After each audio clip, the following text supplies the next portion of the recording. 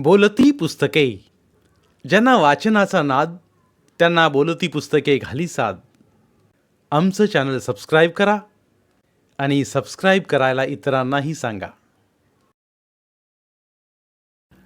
नमस्कार श्रोते मित्र हो, बोलती पुस्तके सादर करत आहे ज्येष्ठ लेखिका नीलम मानगावे लिखित कादंबरी सोन्या. प्रकरण 26. दर रविवारी दुपारी 3 ते 5 या वेळात रिमांड होममधल्या सर्वच मुलांना एकत्र केलं जाई आणि प्रत्येकाला बोलण्यासाठी प्रवृत्त केलं जाई. कुणी गाणं म्हणे, कुणी नकला करी, कुणी गोष्ट सांगे, कुणी भाषण करे, तर कुणी जीवनातले अनुभव सांगे. मुलांना धीट करणं हा एक उद्देश यामध्ये होताच, पण मुलांना बोलतं करून त्यांच्या मनाचा तळ शोधणे हाही एक हेतू या कार्यक्रमामुळे साध्य व्हायचा. मुलांच्या मनापर्यंत पोहोचता यावे म्हणून देशपांडे सरांबरोबर पंडित रावही या कार्यक्रमाला जातीने हजर राहायचे. मुलांना बोलायला प्रोत्साहन द्यायचे. कधी कधी आपल्या बालपणातले अनुभवही ते गमतीने सांगायचे. मुलांची हसून हसून मुरकुंडी वळायची. लहानपणी पंडितराव खूपच हट्टी आणि खोडकर होते म्हणे. घरातील कुणाचेच ते ऐकायचे नाहीत. वडील रागावायचे, शिक्षा करायचे, वेळ प्रसंगी मारायचे सुद्धा, पण त्याच्या वागण्यात बदल व्हायचा नाही. एकदा म्हणे त्यांनी कुत्र्याच्या शेपटीला फटाक्याची छोटी माळ बांधून पेटवली. फटाके ओढतील तसे कुत्रे सैरा वैरा धावू लागले आणि पंडितरावांच्या बरोबर त्यांच्या मित्रांची हसून हसून पुरे वाढ झाली. मुलांची गंमत झाली, पण कुत्र्याला भयंकर भाजलं. पंडितरावांच्या वडिलांनी औषध पाणी करून त्याला बरं केलं, पण छोट्या पंडितरावांनी त्यांनी बेदम मारलंही. मुक्या प्राण्याला त्रास दिल्याबद्दल त्यांनी सर्वच मुलांची कान उघडणी केली. तेव्हा पंडितराव रागाच्या भरात 2 दिवस घरातून पळून गेले होते, पण त्यांच्या वडिलांनी त्यांची पंचायत केली नाही की शोधण्याची धावाधावी केली नाही. कुठं जाईल जाऊन जाऊन, पोट उघडले की येईल आपोआप, घर कुठं हे शोधत, म्हणून ते निवांत होते. आणि झालंही तसंच. संध्याकाळच्या वेळी पाठीमागच्या दाराने गुपचूप येऊन ते वरच्या मोठ्या तुळईवर जाऊन लपले. रात्र होईल तशी गुंगी येऊन डोळ्यावर झोप उतरली. त्यांच्याही नकळत डोळा लागला आणि तोल जाऊन ते झपदिशी खाली पडले. झालेल्या आवाजाने सगळे पळत आले. पाहता तो पंडितरावांची स्वारी खाली आपडलेली. मार बसला होता, डोकं ठणकत होतं, पण दुखण्यापेक्षाही अपमानाची बोच मोठी होती. तोंडातून हू की चू न काढता ते गप्प बसले. त्यांचे वडील जोरात हसलेने म्हणाले, घडली ना अद्दल, मला माहिती होतं तुझं पळून जाणं. अरे, पळून जाण्यालाही अंगात धाडस लागतं. 2 दिवस काय काय दिवे लावले सगळं ठाऊक आहे मला. रात्री चोरून जेवल्याचंही ठाऊक आहे. बरं, उठा आता, जाऊन झोप जात. पुन्हा असला खुळेपणा करू नकोस. गप्प आत जाऊन ते आईच्या खुशीत झोपले. डोळ्यांतून पाणी वाहू लागलं. वडिलांनी रागावल्याचं, मार बसल्याचं की झालेल्या फजितीचे ते त्यांनाही समजले नाही. गोष्ट सांगण्याचा सोन्याचा नंबर असल्यामुळे, उठ सोन्या, गोष्ट सांग, सर म्हणाले. तोच.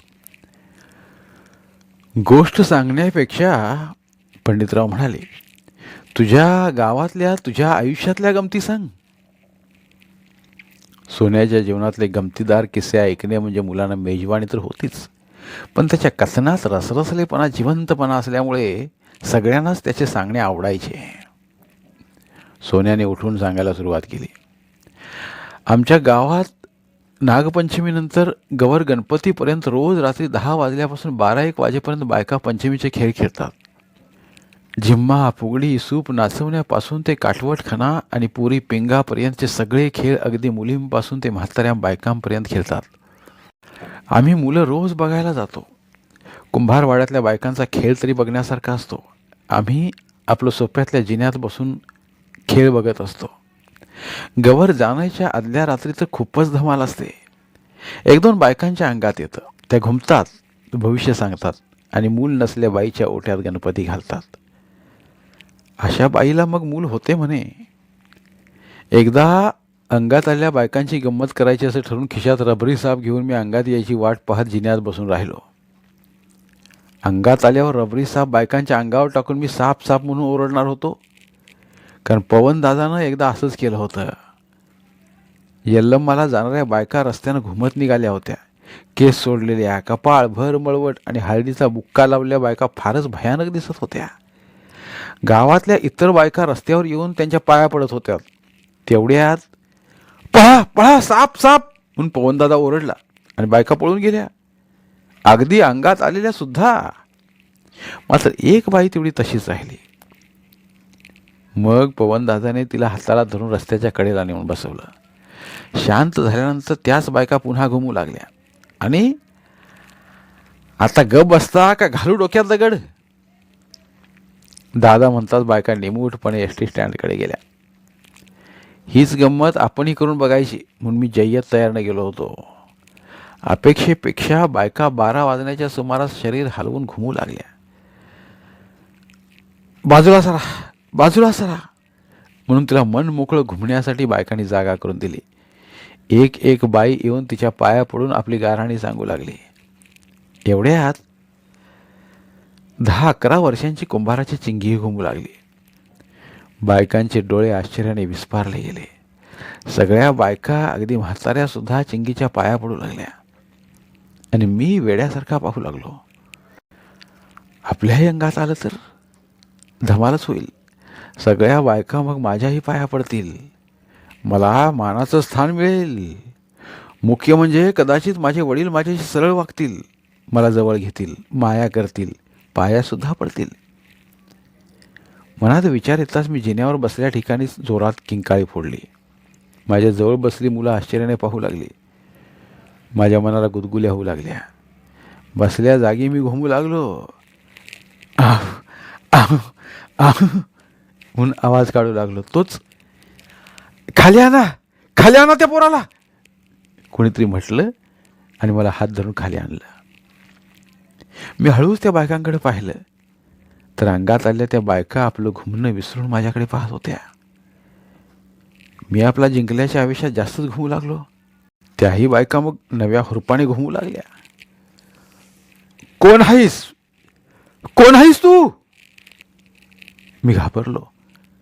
आता काय उत्तर द्यायचं याचा मी विचारच केला नव्हता. काहीतरी सांगणं तर भागच होतं म्हणून गणपती मी गणपती आहे. माझ्या घुमण्याला जोर आला. हत्ता ग बाया, गणपती कधी कुणाच्या अंगात येतोय काय? आवाज ऐकताच मी घाबरलो. आता काय सांगायचं? गंगा गौरी तर बायका, त्यांची नावं कशी घ्यायची? मग मी म्हसोबा ज्योतिबा विठोबा यल्लम्मा तोंडात येतील ती नावं घेत आणखीन जोरानं घुमू लागलो. सगळ्याच देवांची नावं घेतोय की हो. शेवटी सगळे देव एकच की ग. मी गौरी मी यल्लूबाई मी देवी. मला आणखी चेव पडला. मी मोठा देव, देवांचा देव. होय ग बाई, होय खरंच मोठाच देव. म्हणूनच एवढ्याशा पोराच्या अंगात आले. वाड्यातल्या सगळ्या बायका मग माझ्या पुढे आल्या. त्या घुमणाऱ्या बायका एकमेकीकडे टकामका बघत घुमू लागल्या. लहान पुरीचा आवाज आत ओढला गेला आणि मला दुप्पट उत्साह आला. सरा बाजूला व्हा, सोन्याचा बहाल आहे, बाजूला व्हा. आपलं काम झालं म्हणून मी जोर लावला. माझे वडील येऊन माझ्या पाया पडले. चुकलं म्हणून नाक घासू लागले. माझ्या मनात हजारो दिवे पेटल्यासारखा प्रकाश पडला आणि मला माझ्या जीवनाचा रस्ता स्वच्छ दिसला. बस 15 दिवसातून एकदा घुमले की काम पडते. माझ्या मनात आनंद मावत नव्हता. आनंदाच्या भरात माझ्या घुमण्याचा वेग वाढला. डोळे मिटून मी आतल्या आत घुमू लागलो. तोच खणखण माझ्या कानाखाली आवाज आला. डोळे उघडून काय झाले ते पाहायच्या आतच हात धरून दरादरा ओढत मला कोणीतरी बाहेर नेलं. सुक्काळीच्या काय चालवलायस हे? माझ्या कानाखाली पुन्हा आवाज झाला. अंगात आलं होतं? गेलंय की घालवू? पवनदादा ओरडला आणि मी घाबरून थरथरू लागलो. गाल चरचरत होता, डोळ्याला धारा लागल्या होत्या, डोळ्यासमोर चांदणे पडल्याचा भास होऊ लागला. खरंच अंगात येऊ लागलं की काय, पुढचं काहीच समजलं नाही. जाग आली तेव्हा पवनदादाच्या मांडीवर माझं डोकं होतं. मी डोळे उघडताच, कसा आहे सोन्या? दुःखी आवाजात तो म्हणाला. माझा हात माझ्या गालावरून फिरला. ओबडधोबड स्पर्श होताच बोटं ओढल्याची मला जाणीव झाली. सॉरी सॉरी हं सोन्या, चुकलं माझं. एवढ्या जोरात मारायला नको होतं, पण काय करू, असा राग आला की दिलं ठेवून. रागावला सोन्या? मी न बोलता उठून बसलो. तुला माहीत आहे सोन्या, अंगात वगैरे काही येत नसतं ते. एकतर बायका मुद्दाम करतात किंवा ते आजारी असतात. आता मला सांग, तू असं का केलंस? बाबा सरळ वागण्यासाठी. मग वागले? होय, चुकलं म्हणून माझ्या पाया पडले ते. वेडा रे वेडा. यातनं काय होणार आहे माहीत आहे? काय? मुद्दाम करता करता खरेच तुला झटके येऊ लागतील आणि मग वेडा होशील. वेडा. सुताराच्या धोंड्याला पाहतोस ना, तसा फिरशील गावातून कपडे काढून. मग मग काय, वेड्यांच्या हॉस्पिटलात भरती करावं लागेल तुला. चुकलं दादा, पुन्हा असं कधी करणार नाही मी, म्हणून मी दादाला वचन दिलं. एवढं सांगून सोन्यानं मस्तपैकी अंगात येऊन घुमल्याचा अभिनय केला. हसून हसून मुलांची पुरेवाढ झाली. हळूहळू सोन्या रिमांड होममध्ये रमत गेला. घरासारखाच नव्हे तर घरापेक्षाही चांगला वागू लागला. सोन्यात झपाट्याने पडलेला बदल पाहून हाच का तो सोन्या, अशी म्हणायची वेळ आली. पंडितराव तरी सोन्यावर खुश होऊन गेले होते. आजवरच्या त्यांच्या आयुष्यात बाल गुन्हेगार म्हणून थोडी का मुलं येऊन गेली होती, पण सोन्या एवढा त्यांचा जीव कुणावरच चढला नव्हता. सोन्या होताच तसा, हुशार, चटपटीत, चतुर, मनकवडा. कुणाच्याही मनातील गोष्ट त्याला चटकन समजत होती. गायत्री काकूंचा गुडघा दुखो अगर वाचमनचा मस्तक शिळ उठो, न सांगताही त्याला तो समजायचा. आणि रामू काका, डोके चेपून देऊ, म्हणून तो आपल्या इवल्या हाताने वाचमनचे डोके चेपायचा. गायत्री काकूंच्या गुडघ्याला तेल लावून मालिश करायचा. म्हणायचा, काकू, पवन दादाच्या आजीचा गुडघाही नेहमी दुखतो आणि दादाने मालिश केल्यावर लागलीच थांबतो. बघा, मी मालिश केल्यावर तुमचीही डोकेदुखी थांबून जाईल, अगदी जादू केल्यासारखी. काकूंनी त्याचा गालगुच्चा घेतला नसेल तरच नवल. आपल्यापेक्षा लहान मुलांना तर तो विशेष जपायचा. त्यांचा अभ्यास घ्यायचा, गोष्टी सांगायचा, नकला करून दाखवायचा आणि गाणं म्हणत म्हणत त्यांना झोपवायचा सुद्धा. सोन्याची उणीव तो असा भरून काढायचा की काय कोण जाणे. कंपाऊंडजवळ सापडल्या बाळाला शिशुगृहात पाठवताना तर त्यानं गजब केला होता. मी त्याला सांभाळीन, दूध पाजवीन, झोपवीन, त्याची शू काढीन, पण त्याला इथंच राहू द्या म्हणून हट्टाला पेटला होता. पण इथं त्याची योग्य निगा राखता येणार नाही. त्यापेक्षा शिशुगृहात तो चांगला वाढेल. पोट, पाणी, औषध इतर लहान बाळांबरोबर योग्य वेळेत उरकता येईल. तिथं ट्रेंड नर्स असल्यामुळे त्याला तिथंच ठेवणं त्याच्या हिताचं आहे, वगैरे वगैरे समजावून सांगितल्यानंतर तो गप्प बसला होता. पण 2 दिवस त्याचे कशातच लक्ष नव्हते. त्याच्या समजुतीसाठी बाळ 4 दिवस रिमांड होममध्येच होता. तेव्हा तो गायत्री काकूंच्या जवळ बाळाजवळ झोपायचा. बाळ उठला की उठायचा, त्याला खेळवायचा आणि पुन्हा तो झोपला की झोपायचा. त्यामुळे बाळाला पाठवणं त्याला अवघड गेलं होतं. पण शेवटी इलाज नसल्यामुळे त्याला गप्प बसावं लागलं होतं. तरी अधूनमधून तो शिशुगृहात जाऊन बाळाला खेळवून यायचा. बघता बघता दिवस पळू लागले आणि शिशुगृहातले त्याचे जाणे कमी झाले. रिमांड होम हेच त्याचे जग बनले. आपल्या जगात त्याने आपले असे स्थान निर्माण केले. ते स्थान मिळेपर्यंत अनेकांनी त्याची परीक्षा घेतली. त्याची चोरण्याची सवय गेली की नाही हे पाहण्यासाठी एकदा पंडितरावांनी मुद्दामच आपलं पाकिट ऑफिसच्या टेबलावर ठेवून दिलं. ऑफिसमध्ये कोण जातं येतं याकडे लक्ष ठेवून ते बाहेर इकडे तिकडे फिरत राहिले. एखादं नाणं किंवा एखादी नोट उचलली तर सरांच्या कुठे लक्षात येणार आहे असं वाटावं म्हणून भरपूर चिल्लर आणि भरपूर नोटा त्यांनी पाकिटात ठेवल्या होत्या. पंडितराव असे वॉचमन बरोबर बोलत राहिलेले असतानाच बाहेर रस्त्यावर ॲक्सिडेंट झाला आणि तो पाहण्यासाठी ते रस्त्यावर धावले. जखमींना मदत करून हॉस्पिटलमध्ये पोहोचवण्यात 2 तास गेले. इकडे सोन्याच्या नजरेला ते पाकिट पडले. घेऊन त्याने ते उघडून पाहिले. बऱ्याच दिवसानंतर एवढे पैसे त्याच्या हाती आले होते. उचलावेत का पैसे? त्याच्या मनाने प्रश्न केला. छे, पैसे काय करायचे आहेत आपल्याला घेऊन? हे पैसे तर पंडितरावांचे आहेत. त्यांना ते व्यवस्थित द्यायला हवेत. चोरी केल्यामुळे आपण इथे आलोत आणि इथं चोरी करून जायचं कुठे? नकोच ते. पंडितरावांनी किती जपलंय आपल्याला, किती माया लावली. आपल्या बापानं तर एवढं लावून घेतलं असतं का आपल्याला? मग अशा माणसाचे पैसे चोरायचे? सोन्या आपल्याशीच दचकला. म्हणजे दुसऱ्या माणसाचे पैसे चोरायचे की काय? नाही नाही, पंडितरावांना वाईट वाटेल आपण चोरी केल्याचं पाहून. नाही, पंडितरावांना त्रास द्यायचा नाही. त्यांच्या प्रेमाला विसरायचं नाही. नाही, आयुष्यात पुन्हा चोरी करायची नाही.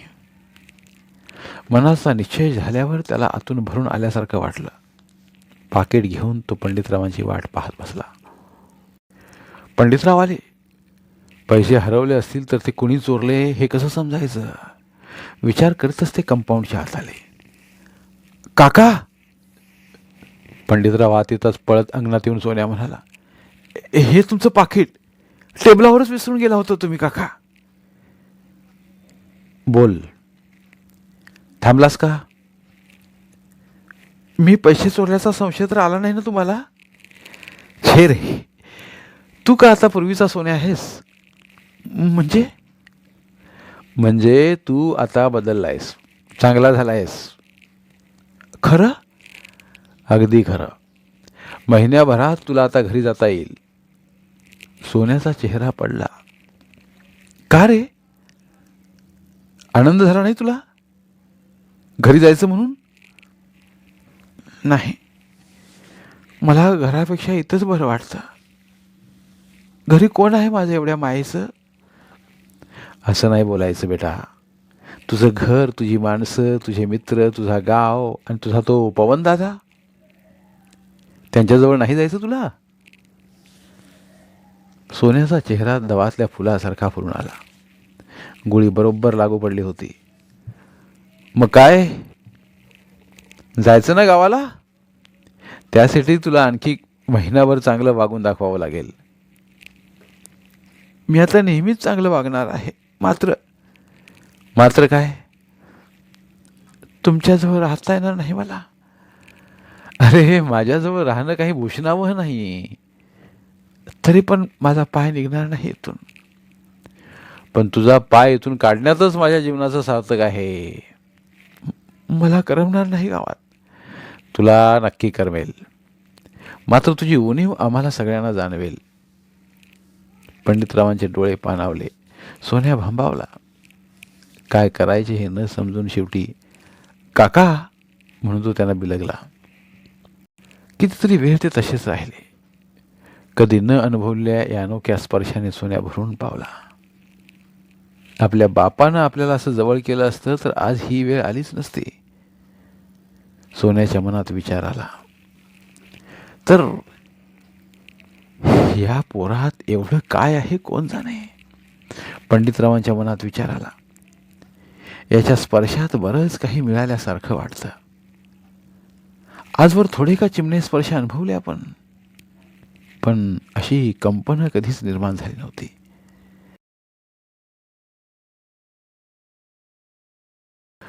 माझंच बालपण मला याच्यात दिसतं का? म्हणजे मला मी सापडल्यासारखं वाटू लागले की काय? स्वतःला स्वतः सापडणं यापेक्षा दुसरा आनंद नाही. म्हणजे सोन्यानं माझं बालपण रागवलं म्हणून मला गच्च भरल्यासारखं वाटू लागले. आतून ते इतकं भारलंय की आत मावेन असं झालंय, म्हणून तर डोळ्यावाटे बाहेर उसळी घेऊन वाहू लागलंय. काका, तुम्ही रडताय? कपाळावर पडलेल्या पाण्याच्या स्पर्शाने गदगदलेला सोन्या म्हणताच, नाही रे बेटा, रडत नाही मी. एका मुलाला सुधारल्याचं हे हे आनंदाश्रू आहेत. चल आज चल. पंडितरावांनी त्याला आपल्यापासून अलग केलं. काका, हे तुमचं पाकिट. सोन्या थरथरत्या आवाजात म्हणाला. काका, शपथ सांगतो, मी यातला एकही पैसा घेतला नाही. अरे मला माहीत आहे, तरी पण माझ्यावर विश्वास नाही का? सोन्याने दचकून पाहिलं. म्हणजे काका? होय, जेवढा माझ्यावर विश्वास आहे तेवढाच तो तुझ्यावरही आहे. मात्र विश्वास राखणं तुझ्या हातात आहे काका. म्हणून सोन्या पुन्हा पंडितरावांना बिलगला. बागेतली फुलं, झाडं, कंपाऊंड जवळचा निंबाखालची हिरवळ, पश्चिमेस झुकलेला सूर्य आणि वॉचमन रामा या सर्वांच्या साक्षीनं. धन्यवाद. उर्वरित कादंबरी पुढील भागात.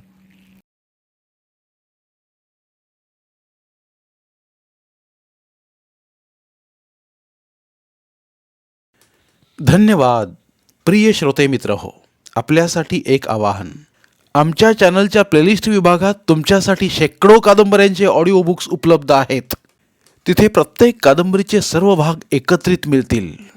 त्यामुळे सध्या सुरू असलेल्या क्रमशः कादंबरीच्या पुढील भागासाठी वाट पाहण्याची गरज नाही.